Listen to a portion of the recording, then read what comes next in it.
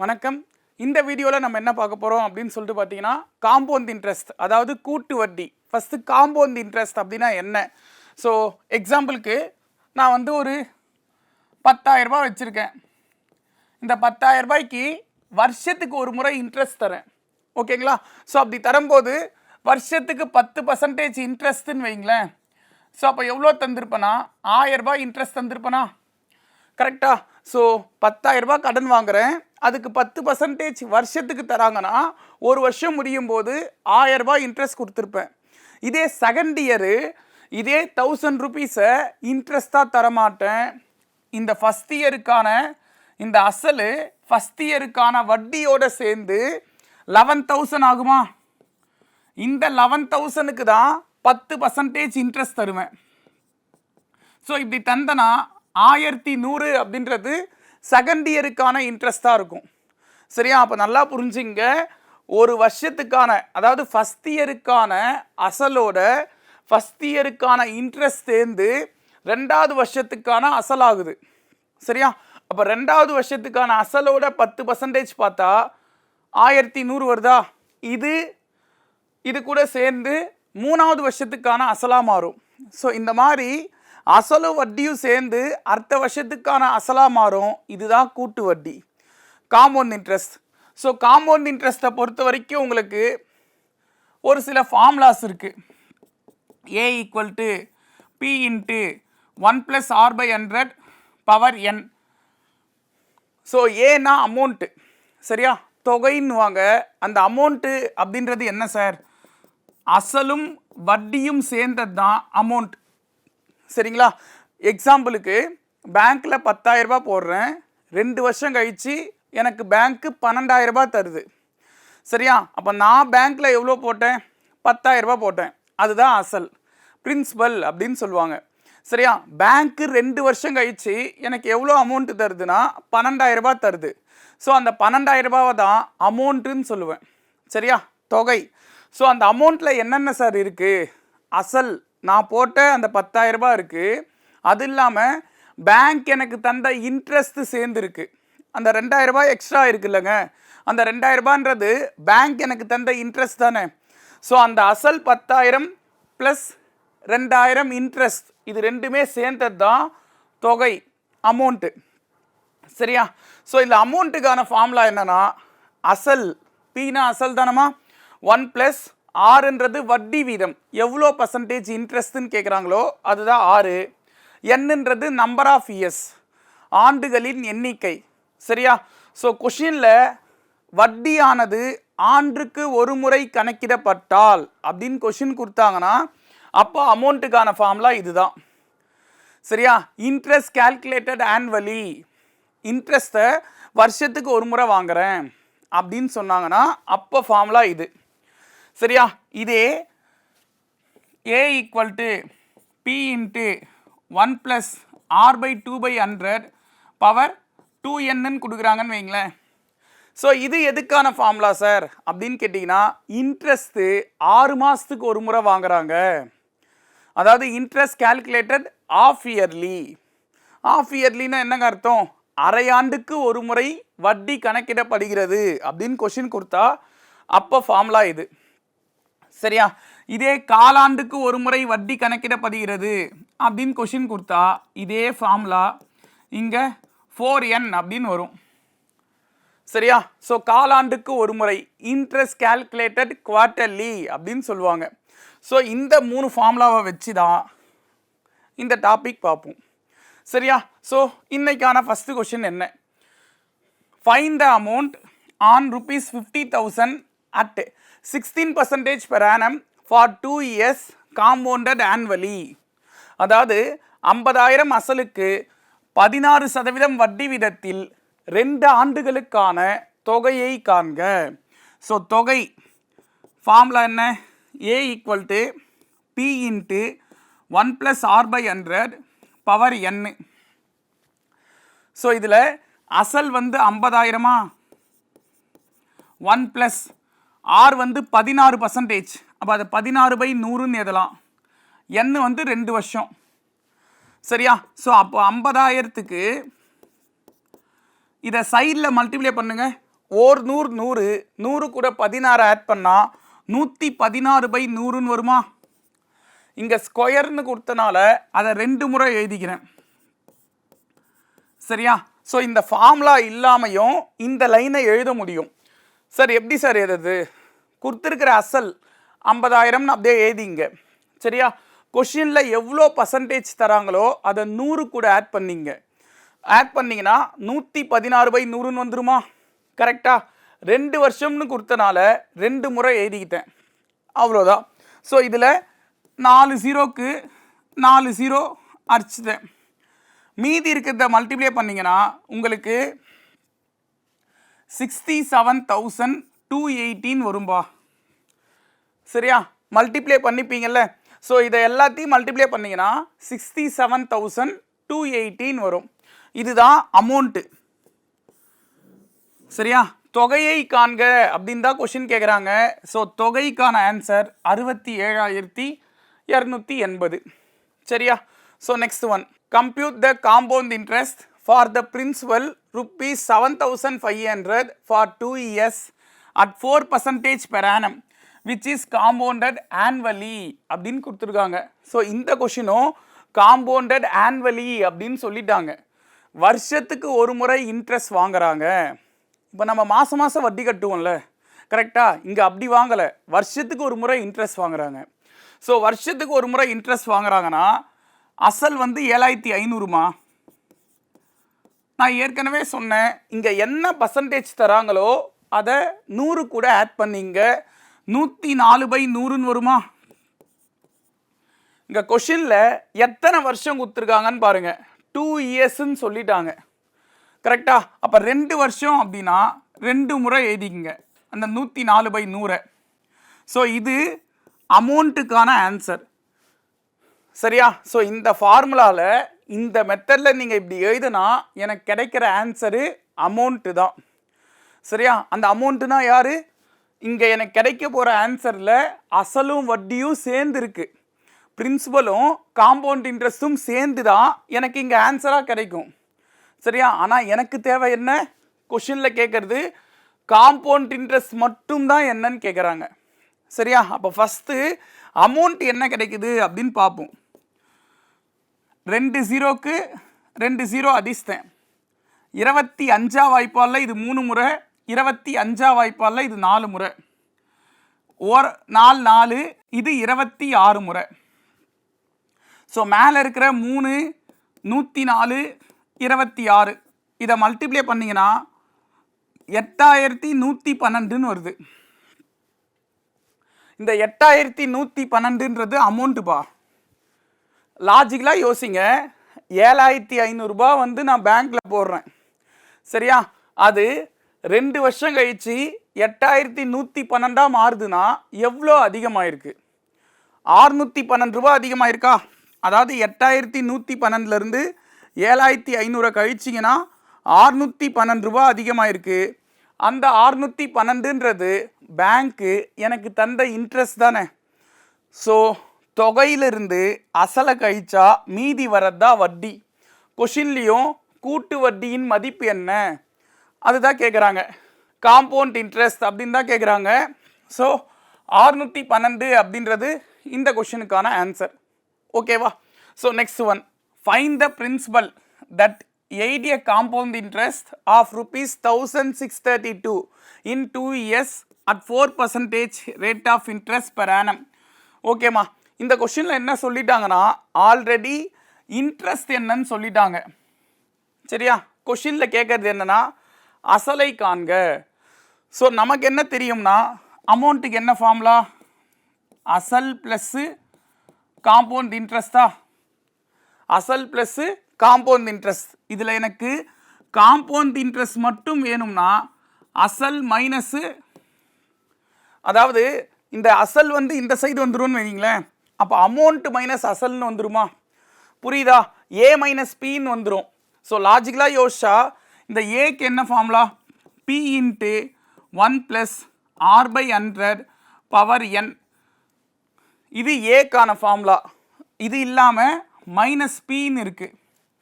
So அதையும் வச்சுக்கிறேன். ஓகேவா? இதில் காம்பவுண்ட் இன்ட்ரெஸ்ட் எனக்கு என்னன்னு கொடுத்துருக்காங்கன்னா 1632ன்னு கொடுத்துருக்காங்க. ஸோ அசலை நான் காமனாக வெளியே எடுக்கிறேன்னா 1 + r/100 பவர் n. இங்கே எதுவுமே இல்லைன்னா -1 இருக்கிறதா அர்த்தமாங்க. கரெக்டா? ஸோ -1 இருக்கிறதா அர்த்தம். ஏன்னா பியை தான் நான் காமனாக வெளியே எடுத்துட்டேன், ரெண்டுத்துலேயும் பொதுவாக இருக்குது அப்படின்றனால. ஸோ அப்போது 1632 equal to P into 1 + r எவ்வளோ பர்சன்டேஜ் அப்படின்னு பார்த்தீங்கன்னா 4%. ஸோ 4/100 n வந்து 2 வருஷம் -1. சரியா? ஸோ இதில் பாருங்கள் 1632 ஈக்குவல் டு பி இன்ட்டு இதை 104/100ன்னு எழுதலாமா? அதாவது 100 100 கூட 4 ஆட் பண்ணால் 104/100. ஸோ 104/100ஓட ஸ்கொயருன்னு சொல்கிறாங்க -1. 1632 ஈக்குவல் டு பி இன்ட்டு இதை 4 வாய்ப்பால் அடித்தா 25 முறை, இது 26 முறை. மேலே 26 ஸ்கொயர் பண்ணால் 676, கீழே 25 ஸ்கொயர் பண்ணால் 625 -1. So 1632 equal to P into 676. இந்த 625 சைடில் இருக்கிற 1ஆல் மல்டிப்ளை பண்ணால் 625 தான், பை 625ன்னு எடுத்துக்கிறேன். So 1632 equal to P into இதை மேலே கழிச்சிங்கன்னா 51/625ன்னு வரும். எனக்கு பி மட்டும் வேணுமா? ஸோ அப்போ என்ன செய்யலாம்? 1632 இன்ட்டு 625 மேலே இருக்கிற 51 கீழே வந்துருமா, ஈக்குவல் டு பி. ஸோ இதை கேன்சல் பண்ணிங்கன்னா 20,000 அப்படின்றது ஆன்சராக வரும்.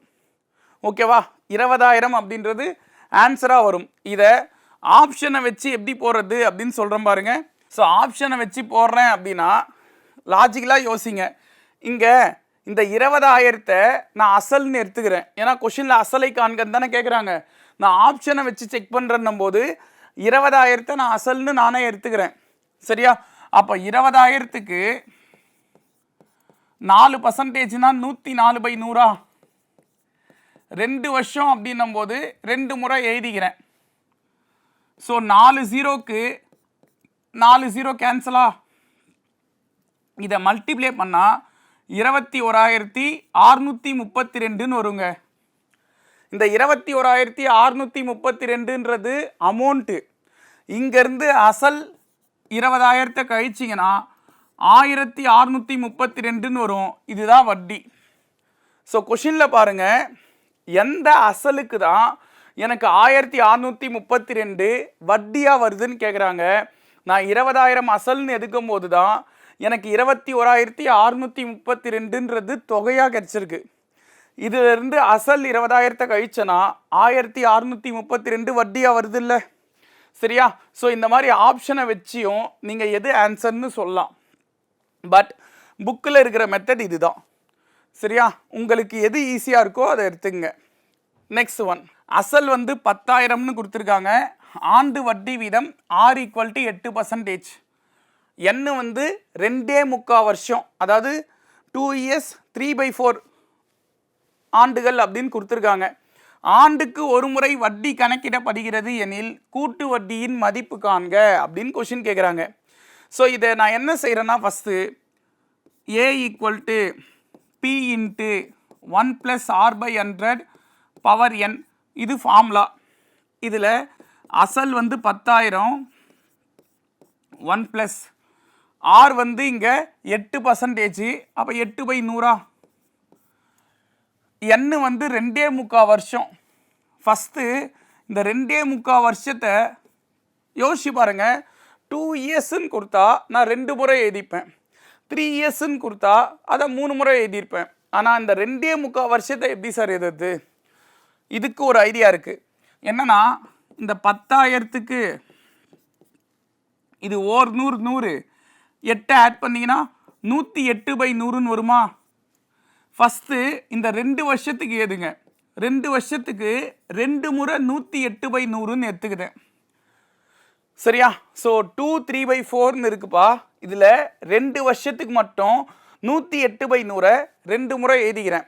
இது இல்லாமல் அந்த 3/4 வருஷம் இருக்குல்ல, அந்த 3/4 வருஷத்தை நீங்கள் உங்களுக்கு கொடுத்துருக்கிற அந்த ரேட் ஆஃப் இன்ட்ரெஸ்ட் இருக்குல்லப்பா, அதால் பெருக்குங்க. ஞாபகம் வச்சுங்க, 2.25 வருஷத்தில் அந்த 2 வருஷத்தை 2 முறை 108/100 எழுதிட்டேன். மீதி இருக்கிற 3/4 வருஷத்துக்கு அந்த ரேட் ஆஃப் இன்ட்ரெஸ்ட்டை அது கூட பெருக்குங்க. ஸோ அப்படி பெருக்கும்போது 1 நாள் 4 ஈர் நாள் 8. ஸோ இதை பெருக்குனீங்கன்னா 3 2 6 தானம்மா, இதை 106/100ன்னு எதுங்க, அவ்வளோதான். இதுதான் 2.25 வருஷத்துக்கான அமௌண்ட்டு. சரியா? புரியும் நினைக்கிறேன். இது 2 வருஷம், இது 3/4 வருஷத்துக்கு. சரியா? ஸோ இப்போது 1 2 3 4 4 0க்கு 4 0 அடிச்சிட்டேன். மேலே இருக்கிறது எல்லாத்தையும் பெருக்குங்க. மேலே இருக்கிறது எல்லாத்தையும் மல்டிப்ளை பண்ணால் 12,363.84. ஸோ இந்த மாதிரி ஒரு வேல்யூ வருங்க. சரியா? இந்த மாதிரி ஒரு வேல்யூ வரும். மல்டிப்ளை பண்ணி பாருங்கள். இதை 100ஆல் டிவைட் பண்ணும். இதை 100ஆல் டிவைட் பண்ணோன்னா 100ல் 2 0 இருக்கா? ஸோ கடைசியிலேருந்து 2 நம்பர் தள்ளி புள்ளி வைங்கம்மா. ஸோ இந்த மாதிரி ஒரு வேல்யூ வருமா? கரெக்டாக 2 0 இருக்குது. இதை கடைசியிலிருந்து 2 நம்பர் தள்ளி புள்ளி வச்சிங்கன்னா போதும். சரியா? ஸோ இதுதான் எனக்கு கிடைச்ச அமௌண்ட்டு. ஸோ அமௌண்ட்டு தெரியும். எனக்கு தேவை கொஷினில் என்ன கேட்குறாங்கன்னா வட்டி என்னன்னு தான் கேட்குறாங்க. ஸோ அப்போ 12,363.84 இருந்து நான் அசல் 10,000 கழிக்கிறேன் அப்படின்னா 2,363.84 அப்படின்றது வட்டி. சரியா? அப்போ 2363.84 அப்படின்றது ஆன்சராக இருக்கும். சரியா? ஸோ நெக்ஸ்ட் ஒன், அசல் வந்து 30,000ன்னு கொடுத்துருக்காங்க. 2ஆம் ஆண்டு வட்டி வீதம் R = 8%. ஆண்டுக்கு ஒரு முறை வட்டி கணக்கிடப்படுகிறது எனில் கூட்டு வட்டியின் மதிப்பு காண்க.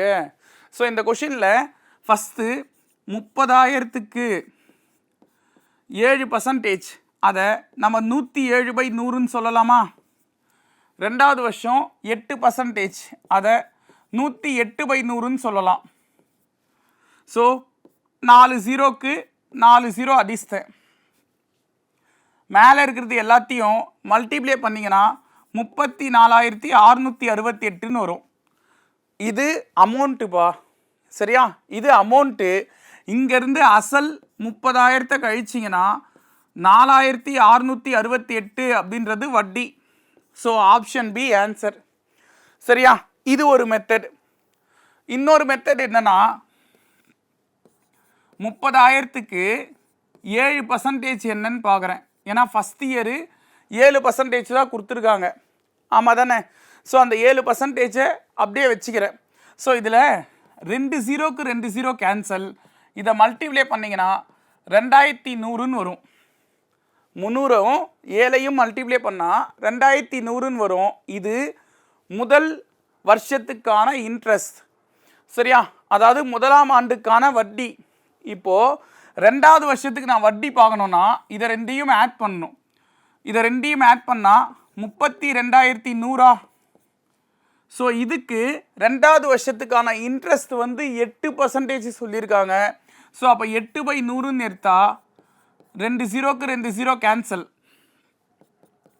8 1ஆல் பெருக்குனா 8 தான். 8 2 16, 8 3 24, 1 25.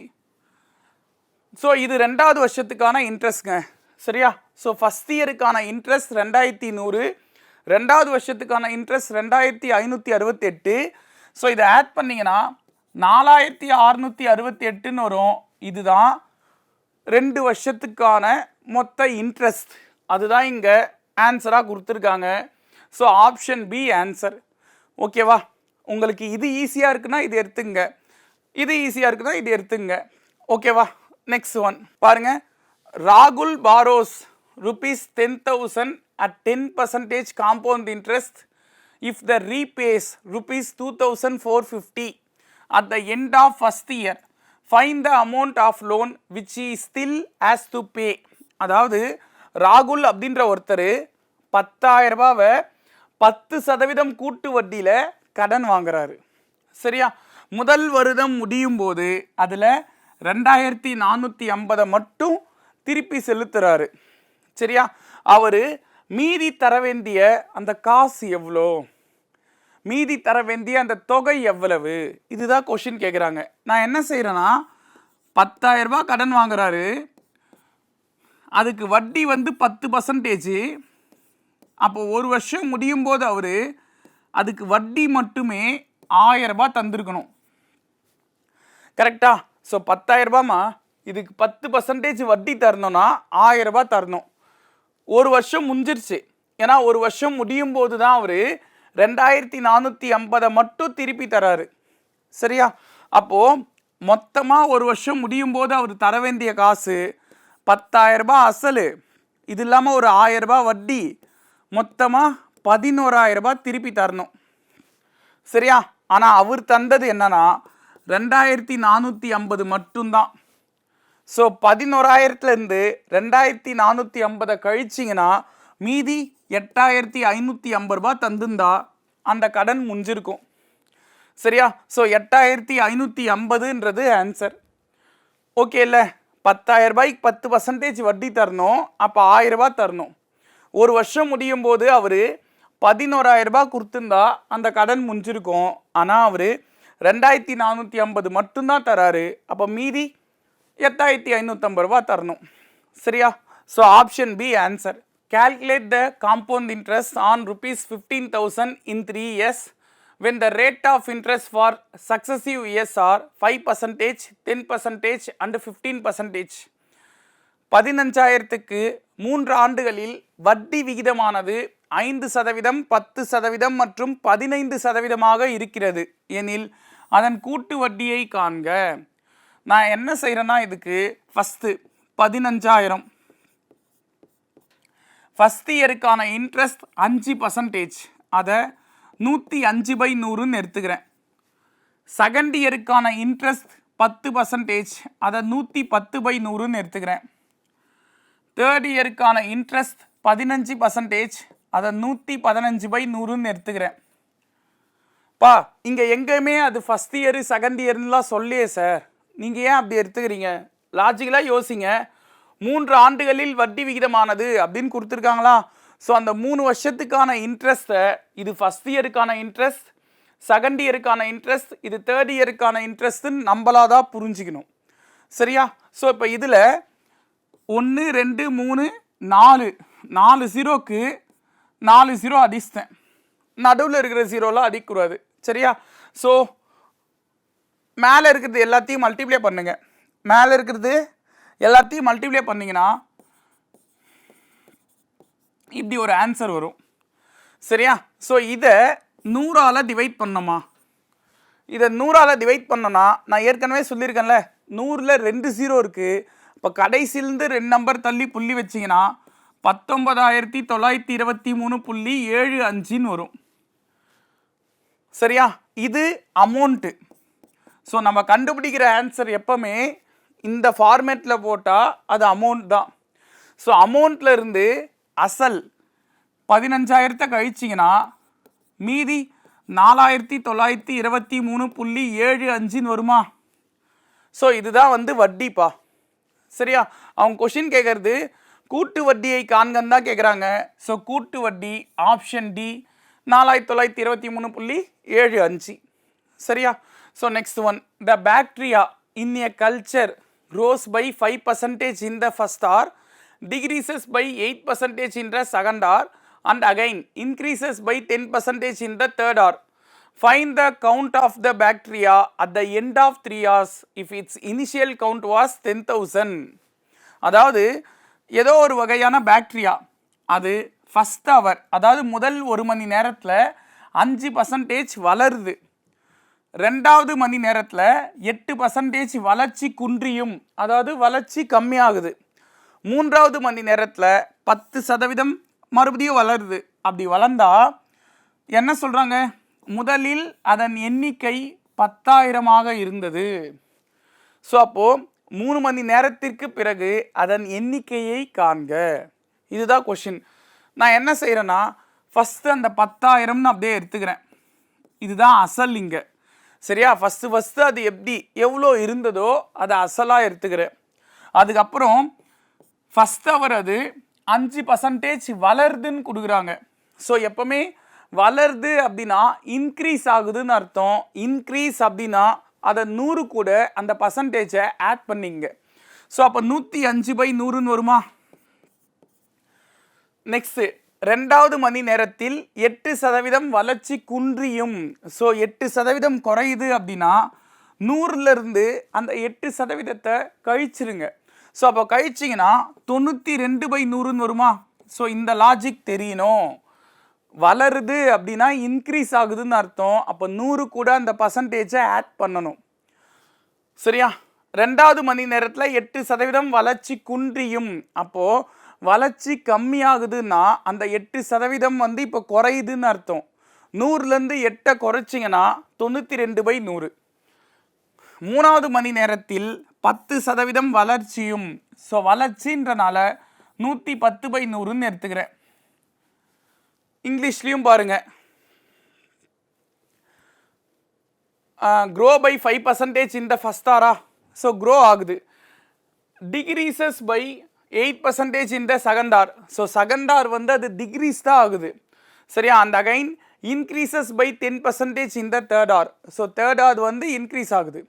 சரியா? ஸோ அப்போ லாஜிக் பிரகாரம் ஸோ இப்படி எழுதிக்கிட்டேன். 4 0க்கு 4 0 அடிச்சிட்டேன். இந்த ஒரு 0க்கு இந்த ஒரு 0 அடிச்சிட்டேன். சரியா? 5 டேபிளில் 5 2s are 10. 5 டேபிளில் 5 21s are 105. 2 டேபிளில் 2 1s are 246 are. ஸோ இது எல்லாத்தையும் multiply பண்ணுறோம்பா.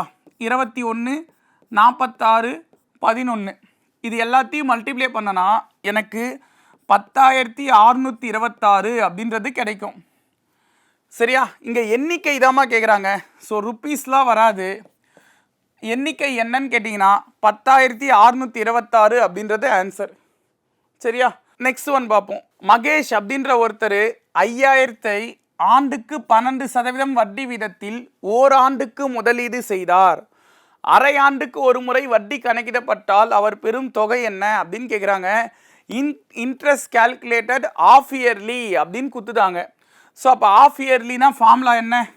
A = P × 1 + R/2/100 power 2n. இது ஆல்ரெடி நம்ம பேசியிருக்கோம். கரெக்டாக? ஸோ அசல் 5,000 1 + ரேட் ஆஃப் இன்ட்ரெஸ்ட் 12%. அப்போ அதை 12/2ன்னு சொல்லலாமா?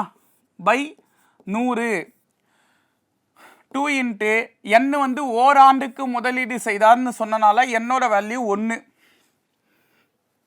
ஸோ 5,000 1 + 6/100 12ல் பாதி 6 தானே இன்ட்டு 2 வருஷம்.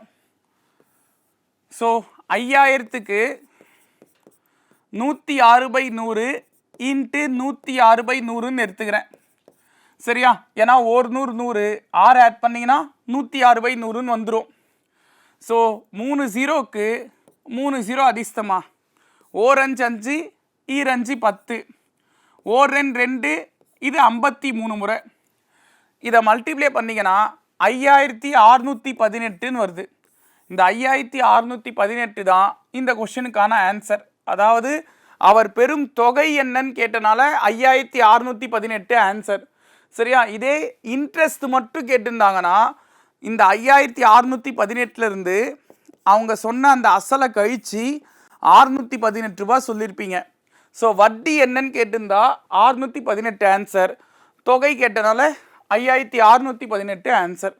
சரியா?